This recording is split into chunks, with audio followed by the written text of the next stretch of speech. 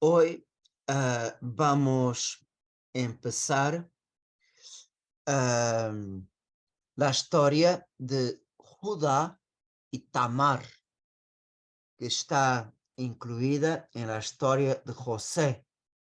Pero la historia de José es interrumpida con el capítulo 38, que es consagrada inteiramente a Judá. E podemos perguntar por quê?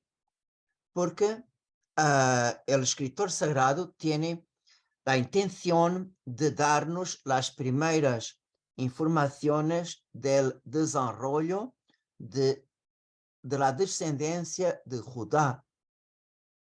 Y Jacob, con la bendición que él va a dar a sus hijos, y él une la familia de Judá, la venida del Salvador. Solamente para ser un hilo de unión, vemos que por la primera vez que Dios promete enviar su hijo, es la promesa hecha a Adán después del pecado original. Esta primera promesa es llamada el primer evangelio en Génesis 3:15. Por tanto, Dios promete, la respuesta de Dios al pecado es la obra de la redención que realizará su hijo. Podré enemistad entre ti y la mujer, entre tu linaje y el suyo. Él te aplastará la cabeza y tú le hecerás el talón. Por tanto, vemos, Dios promete. Con Abraham, Dios une a este patriarca y a su descendencia la venida de su hijo. Porque entre las promesas que Dios dijo a Abraham, una de ellas es: en ti serán benditas todas las familias de la tierra. Por tanto, una persona de tu descendencia va a dar la bendición divina a todos los pueblos. Por tanto, con estas palabras, Dios une la venida de su hijo a descendencia de Abraham. Esta misma promesa fue dada a Isaac y a Jacob. Entonces, cuando Jacob da la bendición a Judá, vemos que Dios, por inspiración divina, Dios une la venida de su hijo a la tribu de Judá. Por tanto, agora vamos ver os primeiros passos do desenvolvimento de esta descendência de Judá. Portanto, el capítulo 38 empieza con esta narración. Por aquel tiempo, Judá se alejó de sus hermanos y entró en amistad con un hombre de Adulán llamado Hirá. Allí conoció a la hija de un cananeo llamada Sua o Shua, y después de tomarla por esposa, se unió con ella. Ela concebió y dio a la luz un hijo, y él lo llamó Luego concebió de nuevo y tuvo otro hijo varón que llamó Onán. Y después volvió a tener otro hijo que que le puso el nombre Selah. Y nosotros podemos preguntar por qué razón Judá se separó de sus hermanos y de la casa de su padre. La escritura no nos da la respuesta, pero nosotros tenemos una indicación. En el capítulo 37 de Génesis tenemos la venta de José y el gran dolor de su padre. Por tanto, es muy posible cuando Judá miró el sufrimiento de su padre, se quedó lleno de arrependimiento, de remordimiento, porque la idea de vender su hermano a los madianitas fue exactamente de Judá. Simeón impediu que os irmãos matassem José e colocassem numa cisterna para que depois ele pueda sacar José e entregar sano e salvo a seu padre. Pero Judá, com esta ideia de vender José, e vamos dizer que foi devorado por las fieras, então foi esta ideia de Judá que prevaleceu e José partiu.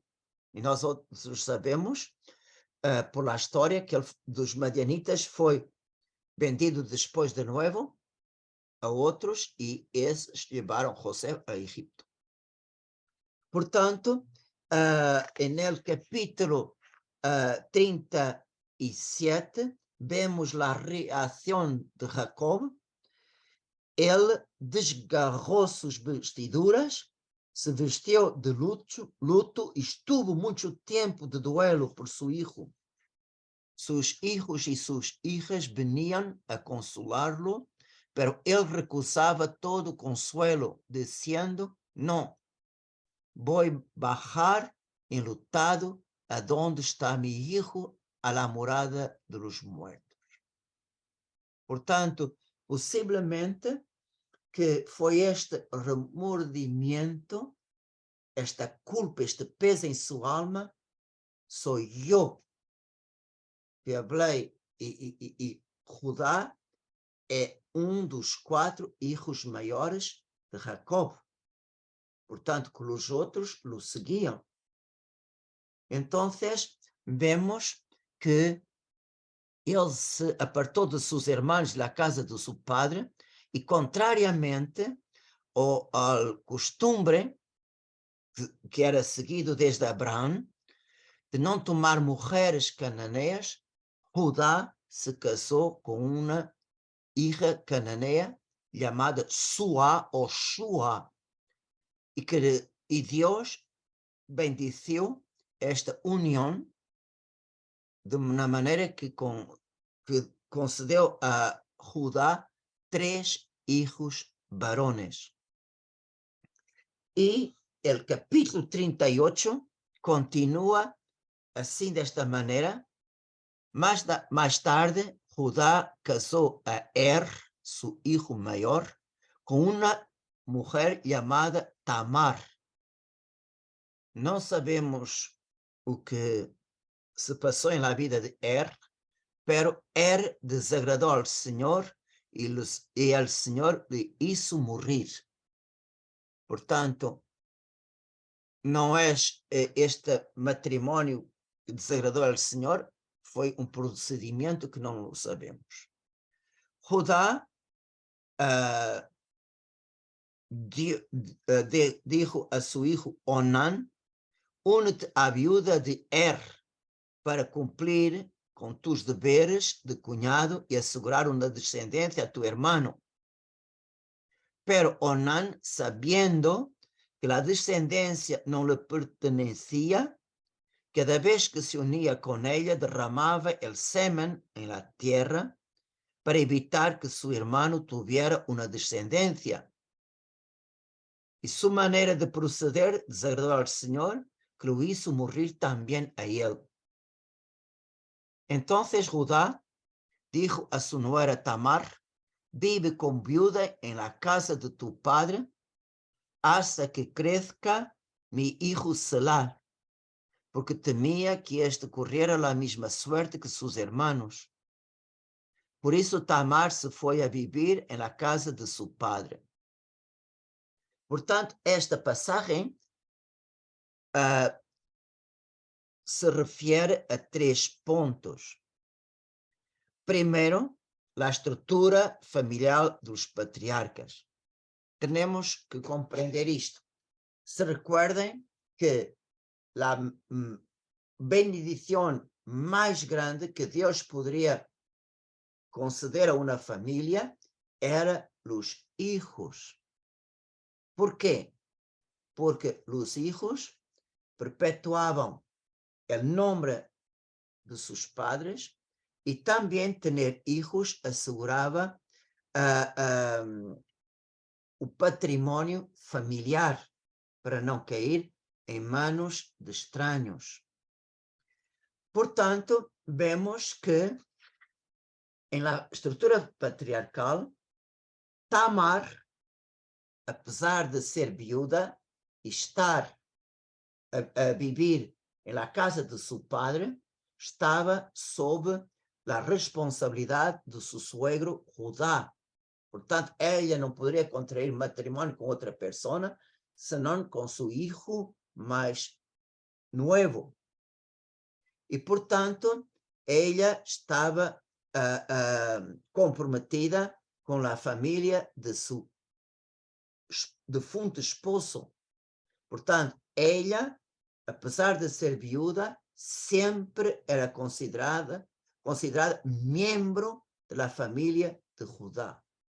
Isto é para nós outros compreendermos o primeiro ponto. Segundo ponto, que é onanismo. Portanto, onanismo é um pecado contra a vida que vem do nome Onan, o segundo filho de Judá, e cada vez que se unia a sua cunhada, ele derramava seu sêmen à terra. Portanto, com isto, não terminava a relação e, claro, cerrava a relação, a união que tinha com sua cunhada, cerrava sua união à fecundidade e a uma nova vida. Portanto, por esta atitude, ele impedia a fecundação. Portanto, vemos que Deus condena este egoísmo de Onan e seu fracasso contra a orientação natural da relação sexual dentro do matrimônio. Portanto, de uma maneira premeditada, ele impedia a generação de uma nova vida, impedia dar posteridade a seu irmão maior. Entonces, aquí tenemos la primera referencia a la ley del levirato, que continúa vigente hoy. Por tanto, vemos que la ley del levirato tenía como objetivo asegurar descendencia a un hombre que se murió sin tener hijos. Ao mesmo tempo protegia a viúva e seu irmão dava descendência, o filho primogênito, o primeiro filho varão que seguia desta união, portanto, tinha o nome do defunto marido. E ao ter el nombre del defunto padre, este hijo era heredero de todos los bienes de su padre. Por tanto, la viuda no solamente tenía descendencia, como también la casa y los campos de su defunto esposo tenían un heredero y por tanto ella tenía hasta el final de su vida garantida bienes materiales para que ela pudesse viver. Portanto, vemos que era esta estrutura patriarcal, o levirato, e é a lei de Moisés, no livro de Deuteronômio, que vai dar por escrito, vai escrever o que consiste esta lei do levirato, que é o Deuteronômio 25, versículos 5 a 10. Portanto, está escrito, eu vou ler a passagem para vocês poderem compreender melhor. Portanto, se vários irmãos vivem juntos e um de eles morre sem ter hijos, a mulher del difunto não se casará com um estranho. El hermano del difunto se unirá con ella y cumplirá su deber de cuñado. El primogénito que de ella nazca perpetuará el nombre del hermano difunto. Y así su hermano no se burlará de Israel. Pero si el cuñado se niega a tomarla por esposa, ella subirá a la puerta de la ciudad donde están los ancianos y dirá, mi cuñado se niega a perpetuar en Israel el nombre de su hermano y no está dispuesto a cumplir en mi favor sus deberes de cuñado. Entonces los ancianos de su ciudad llamarán a ese hombre y le pedirán una explicación. Si él persiste en su negativa, diciendo, no quiero casarme con ella, su cuñado se acercará de él en presencia de los ancianos, le quitará la sandalia del pie, le escupirá en la cara y le dirá, así debe obrar con el hombre que no edifica la casa de su hermano. Y en delante se lo apodará en Israel casa del descalzo. Portanto, vemos que esta persona que se nega a cumprir a lei do lubirado vai se quedar marcado para sempre como la casa del descalzo. Portanto, vemos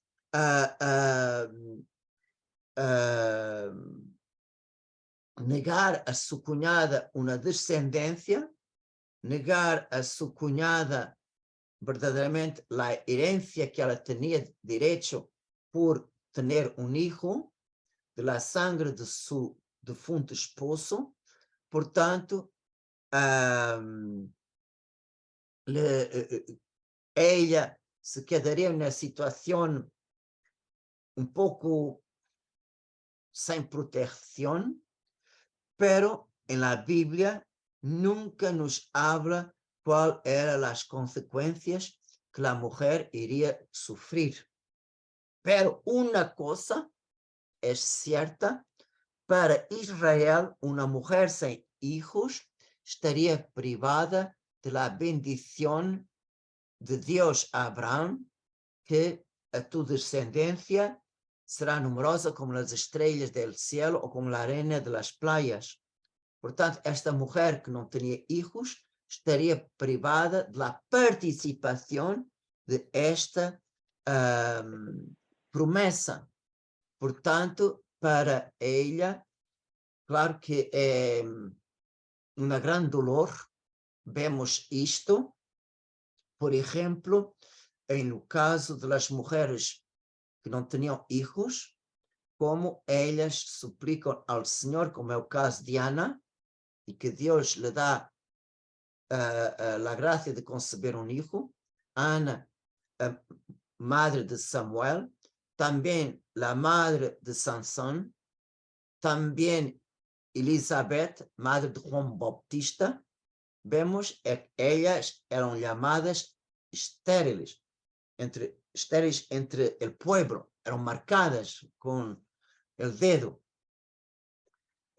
Y en el tiempo de Jesús, nosotros tenemos una secta judaica, que son los saduceos, que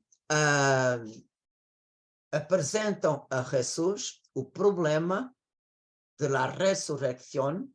Portanto, desean ridicularizar la resurrección de los muertos con el pretexto que en la creación Dios constituyó el matrimonio monogámico.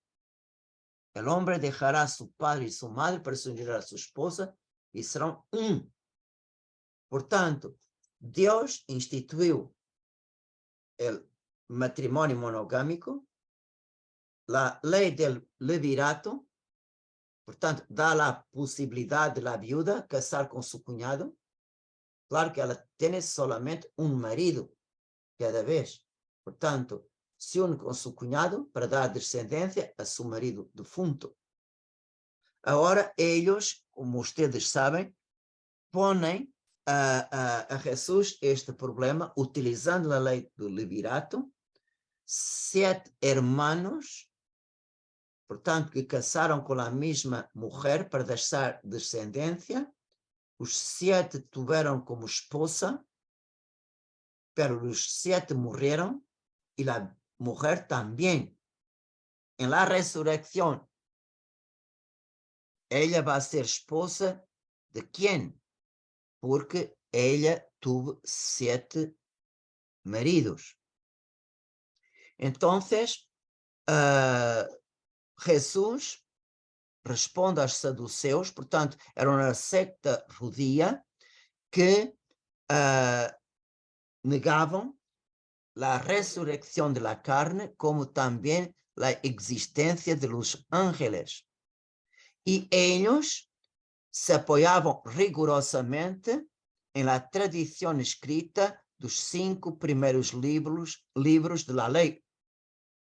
Portanto, ali não há uma afirmação muito clara da doutrina da ressurreição da carne. Portanto, como não há nenhuma citação da ressurreição, portanto, eles negavam a existência da ressurreição. Jesus respondeu aos saduceus: estão equivocados porque desconocem as escrituras e o poder de Deus. En la resurrección ni los hombres ni las mujeres se casarán, sino que todos serán como ángeles en el cielo. Y con respecto a la resurrección de los muertos, no han leído la palabra de Dios que dijo: yo soy el Dios de Abraham, el Dios de Isaac, el Dios de Jacob. Él no es un Dios de muertos, sino de vivientes. Portanto, vemos que el Señor responde a su cuestión dejando puntos muy claros y muy, portanto, pontos que nos dejan con una certitud de las verdades de fe. Portanto, os saduceus não creem na ressurreição porque ignoram as escrituras e o poder de Deus. Portanto, depois da muerte,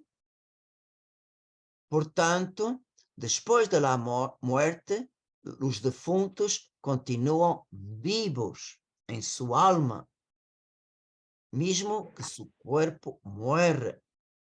Antes de la resurrección de la carne, en el último día. Es por eso que Dios dijo a Moisés: Él es el Dios de Abraham, de Isaac y de Jacob. Están vivos y no muertos, aunque todavía no hayan resucitado en la carne. Portanto, miren, Dios no es un Dios de muertos, mas de vivos. Portanto, já no Pentateuco, em Éxodo capítulo 3, na passagem da vocação de Moisés, vemos que Deus é o Deus de Abraão, de Isaac e de Jacob, que estão vivos, não muertos. Depois, Jesús afirma también la existencia de los santos ángeles. Es verdad su existencia, mismo que los saduceos no acrediten. Entonces, vemos que este punto es muy importante para nosotros comprendermos nuestra realidad en el cielo. Portanto, Jesús hace una clara distinción entre las instituciones humanas aquí en la tierra con la vida eterna. Es verdad que o matrimônio foi instituído por Deus e é sagrado, porque leva seu sello. Portanto, que não separe el hombre o que Deus uniu. Pero el vínculo del matrimonio termina con la muerte de dos dos. Portanto, vemos que la institución temporal termina con la muerte de de los dos. Y, portanto, la institución matrimonial como tal não termina el amor que uma mulher dedicou a seu esposo e que se morreu, ou el amor que um homem dedicou a sua esposa quando ela se morreu. Portanto, este amor de pelo outro pode perdurar. Pero en el cielo, este amor entre marido e mulher, portanto, este amor é completamente purificado e submergido en el amor de Deus. Deus não destrói o amor humano, pero lo eleva al grado mais alto de la perfección. Y en la resurrección de la carne termina toda el amor conjugal, el amor carnal. ¿Por qué que termina este amor? Porque termina la generación. El número de los hombres, las personas humanas, está terminado. No hay más generación. Portanto, toda esta fuerza que Deus deu ao homem, crescei e multiplicai-os, portanto, esta bendição termina. Portanto, quando termina o número de los hombres.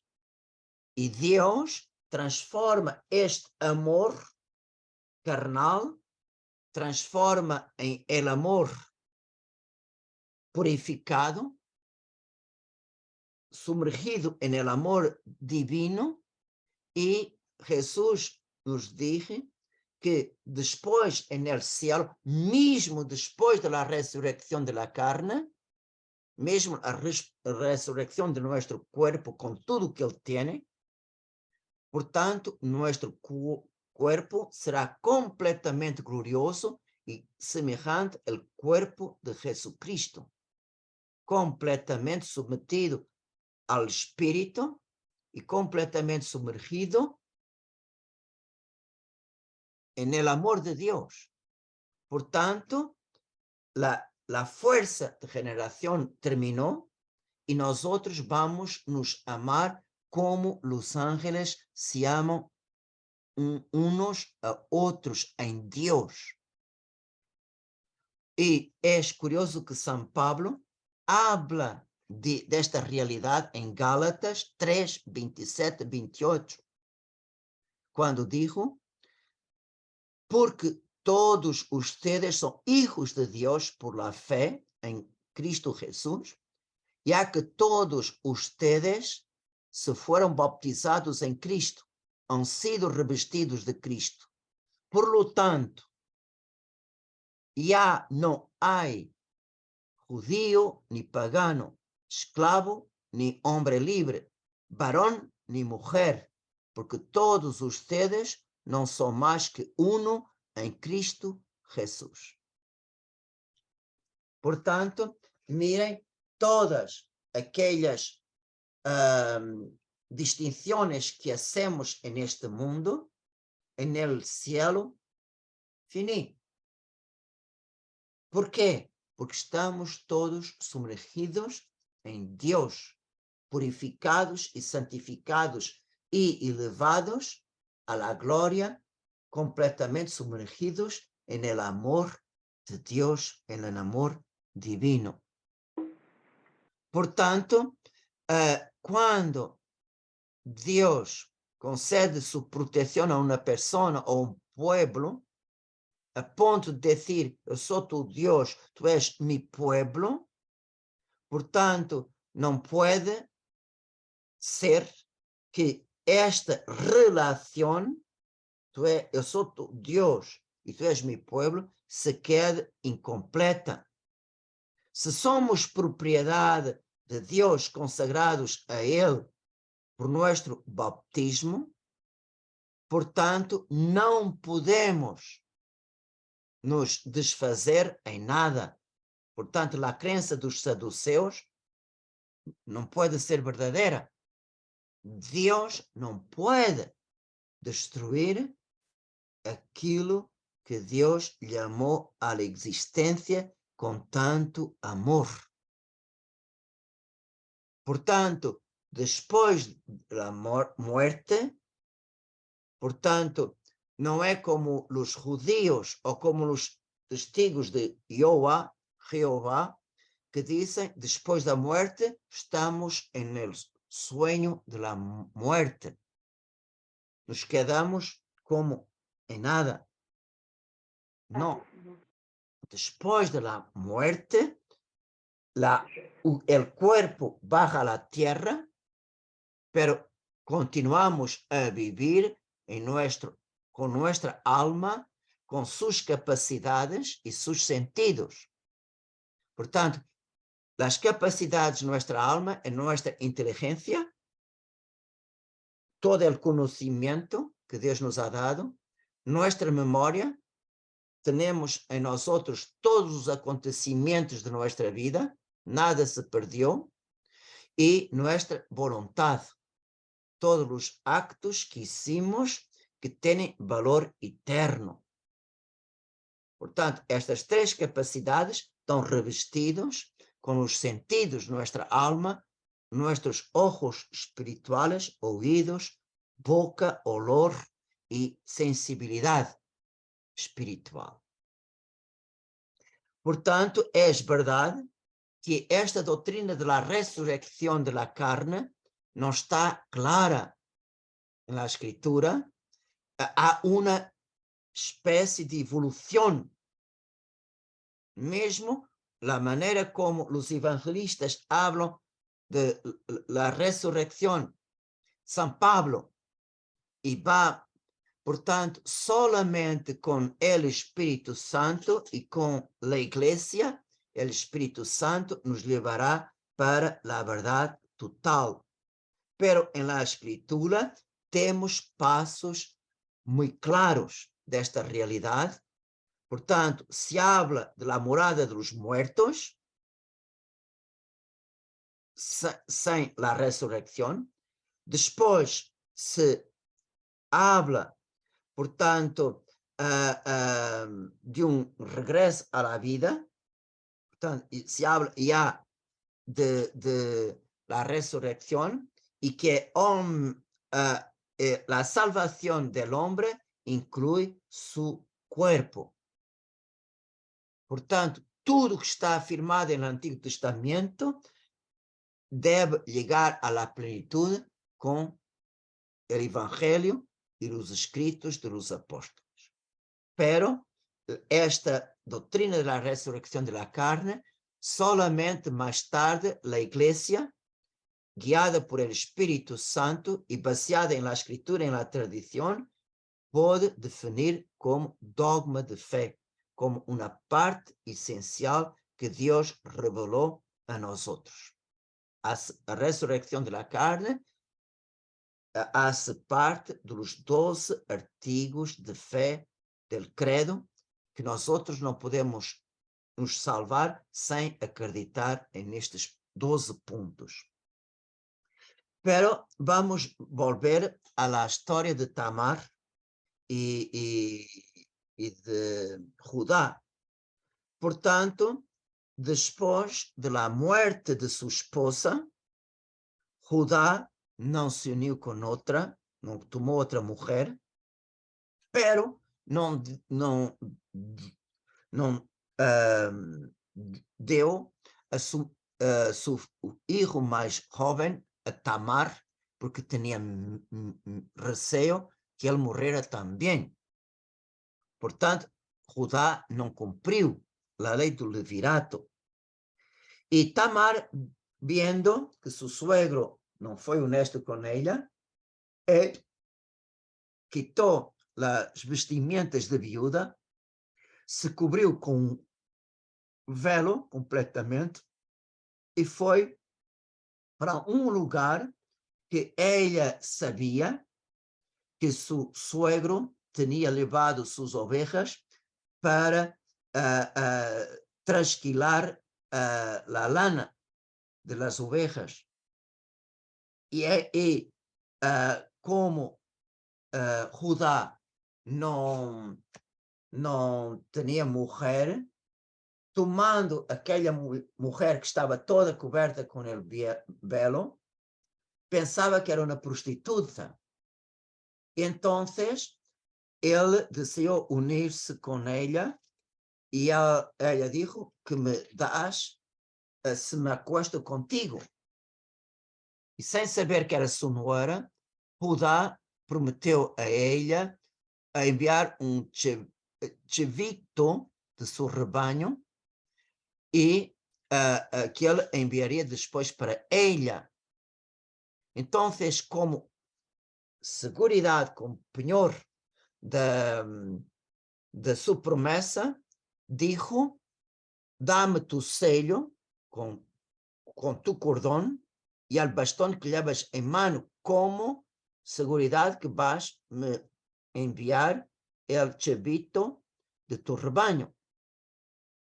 E ele confiou nela, entregou, pero de ter-se acostado com ela se quedou embaraçada. E 3 meses depois, verdadeiramente se reconheceu publicamente que ela estava embaraçada e foram acusá-la a Judá. E claro que ele, completamente lleno de rabia, por ela não ter respeitado a união com a família, ele pediu que ela seja sacada fora da casa de seu padre para ser queimada viva. E antes que ela fora sacada, ela entregou a los homens que queriam sacar-la. Perguntem a Judá quem é este selho, este cordão, este bastão, porque foi este homem que me embaraçou. Então, foi ali que Judá viu: eu não cumpri minha promessa, dando meu filho mais pequeno a ela. Então, ela dormiu comigo, se acostou comigo, para eu garantir a ela descendência de seu defunto esposo Er. E verdadeiramente ele reconheceu que ela era mais justa que ele. E desta união, ela concebeu e deu à luz 2 gemelos, Fares e Zara. Então, nós podemos perguntar qual é a importância desta narração, que parece muito sencilla, muito secundária, mas é muito importante. Porque, em primeiro lugar, esta narração quer nos mostrar qual é a ligação entre o patriarca Judá e vemos que Judá dá a Tamar 2 hijos, Fares e Sara. E dos 2, o mais importante é Fares. Segundo o livro de Ruth, que nos dá a ligação entre Judá e Boaz. Por exemplo, em Ruth capítulo 4, versículo 18 a 22, diz: esta é a descendência de Fares. Portanto, não de Sara. Sara é olvidado. Fares foi padre de Hezron. Hezron foi padre de Ram. Ram foi padre de Aminadab. Aminadab foi padre de Nahson.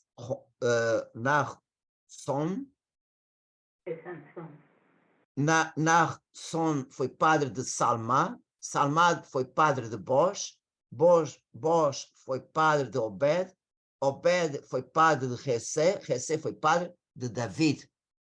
Portanto, há uma linha direta de genealogía, de generaciones entre Judá, de su hijo Fares, hasta el rey de David. Portanto, David es descendiente directo de Judá. Portanto, la bendición que Dios da a Judá de ligar a su familia, el envío de su hijo, el Salvador. Portanto, vemos de Judá, a través de su hijo Fares, llegamos al rei David. Depois vai aparecer outras listas de genealogias para chegar de David a José, esposo de Maria. Portanto, todas estas listas desejam mostrar-nos a fidelidade e a verdade das promessas de Deus a seu povo. E outra enseñança que o escritor sagrado, ou que o Espírito Santo nos deseja ver, é que nesta linhagem de Judá hasta o rei David, nós outros temos não puro sangue de Abraão. Portanto, vemos em Judá, seu filho Fares tem sangue judío e sangue cananeu. Com vós temos sangue judío e sangue moabita, através de Ruth. Portanto, em la família, em la linhagem del Messias, nós outros já temos, por los matrimônios, por distintos matrimônios, vemos que nesta linhagem Deus já empieza a unir vários pueblos.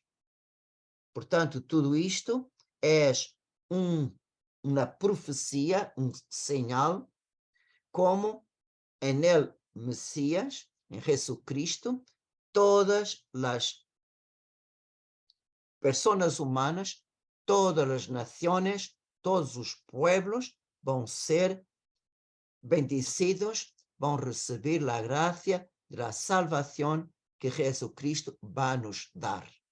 Portanto, esta distinção de raças, de pueblos, de línguas, vai cair. Todos somos chamados a sermos hijos de Deus, não importa nossa origem, nossa nacionalidade, nossa cor da piel ou nossa cultura, todos são chamados a participar da salvação de Jesucristo. Todos somos pueblo por el bautismo. Portanto, todos somos hijos de Deus. Seja uma pessoa bautizada na Ásia, ou na África, na Europa, ou na América, todos no bautismo somos hijos de Deus, todos rezamos, Padre nuestro que estás en el cielo. Portanto, vemos como nesta descendência, em las promessas que Deus hizo, desde Adão até cumprir em Jesucristo, Deus realizou tudo. En la anunciación del ángel Gabriel a Nuestra Señora, vemos que el ángel cita, portanto, que la bendición de Jacob, David, portanto, y que su reino no terá fin. Portanto, el ángel, cuando anuncia a la Virgen, anuncia como señal el cumplimiento de las promessas que Deus hizo desde o princípio e agora, em la plenitud de los tiempos, estão sendo realizadas em ella. Portanto, ella é a última que deverá dizer a Deus sim. E por el sim de Maria, Deus envia seu Hijo, cumpre. Na encarnação temos o cumprimento de todas las promesas y la realización concreta de la fidelidad de Dios a los hombres. Portanto, esta narrativa, podemos decir, esta história de Judá e Tamar, muestra, apesar de la limitación humana, Dios, con su poder y su providencia, termina por hacer surgir un bien más grande. Porque Dios es verdadero, Dios es fiel, Dios no puede contradecirse, Dios no tiene dos palabras, só es sim permanente. A nosotros, amén.